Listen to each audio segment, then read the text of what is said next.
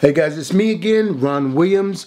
Welcome back to the Ron Williams YouTube channel, and we're in my home. This is part of my man cave, and this is a little portion of my office, and my cardio equipment right here. I have Ronald Jr. sitting back there in the corner, and there's a skeleton, and throughout the rest of our basement we have our gym, our workout equipment. But I wanted to talk to you guys today about growth and nutrition. How nutrition is really the foundation of growth. We have our macronutrients, proteins, carbs, and essential fatty acids, and we use those for growth. But what we have to realize is the foundation of our growth are the macronutrients. And some say, well, we need protein. Well, protein makes up less than 16% of our body. It's about 15%. And the carbohydrates are the energy foods that actually gives us the ability to build the muscle so the protein can even be utilized. The body is made up of 70% water. So with that being said, the water is the most abundant thing in the body, and it's the carbs and the proteins and the essential fats that come together. But without exercising, without putting stress on that muscle, it's not going to grow. What I mean by that is this, and you all, much of you or most of you realize this, that when you're working out, the stronger you can get the muscle, the more that muscle takes the advantage of growing.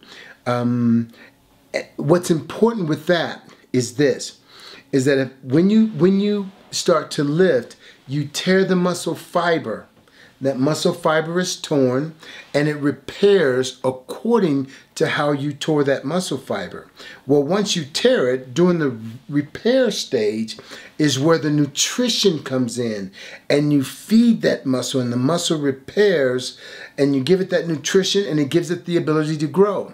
Well, in order to tear that muscle down again, guess what it takes? It takes glycogen, or sugar, stored in the muscle.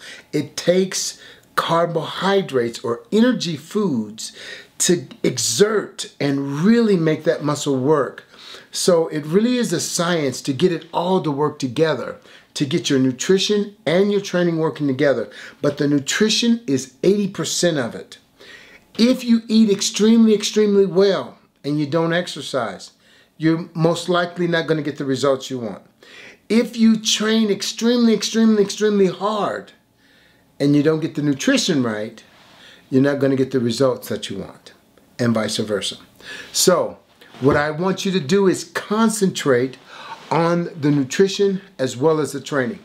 Now, with the carbohydrates, your carbohydrates, they all break down and are converted to sugar and glycogen, which is stored in the muscle. And if you have an overabundance of sugar in the system, it goes through the body and it's converted and transported directly into the fat cells, converted into triglycerides, which is blood fat, and transformed or transferred into that fat cell.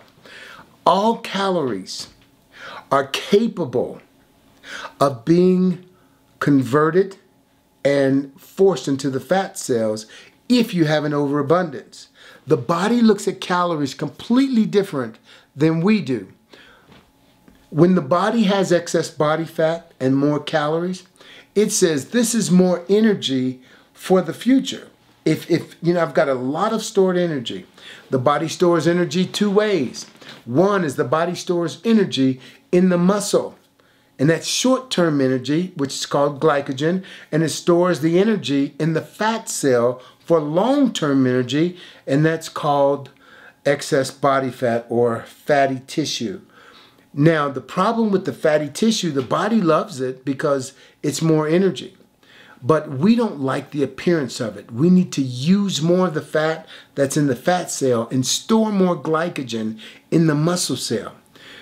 Every ounce of glycogen requires 3 ounces of glycogen-bound water.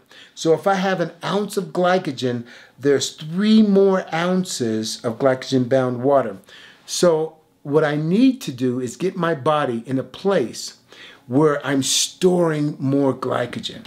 So as I work the muscle more, and the muscle gets bigger and stronger, I have more space for glycogen to be stored. Very, very important.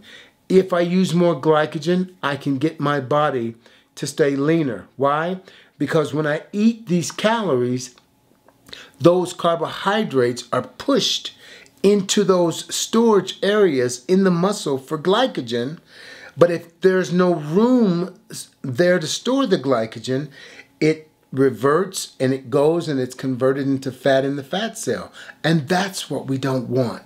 So the macronutrients are extremely, extremely important. I hope this is making sense to you. So I have my proteins, I have my fats, I have my carbohydrates. Fats don't have to be converted. If you've got too many calories, easy to just pump them into the fat cell. But if you don't have too many calories, those fats are essential for other activities in the body, even your pro-hormones. All of that is important when you take in the fat. Your joints are lubricated by the fat. It cleanses out your arteries. The essential fatty acids do. And then you need the protein. All of your hormones are made up of proteins. All of your enzymes are made up of proteins. And the body produces hundreds of different types of proteins. And the body secretes more than 50 different types of hormones that you need the protein so that you can actually produce those hormones. So the whole combination is extremely, extremely important. Okay, let me bring this together. I don't want this video to be that long, or I don't want it to be confusing, and I just kind of want to keep it going the same direction. Finally, I want to end with this, and that is, as you're putting together your nutrition program, you want to make sure, if your objective is not to put on body fat and to get rid of body fat, never eat a carbohydrate by itself. Now, if you're an athlete, we're talking a whole different animal. There are times when you have to eat carbohydrates by themselves to build the glycogen storage. But if your desire is to decrease body fat, never eat a carbohydrate by itself. Always eating combinations: fats, protein, carbohydrates. Never allow yourself to be hungry. Very important. Listen, I'm going to end this video now. Love you guys. I hope this video was a help to you. And until next time, God bless you. What you want,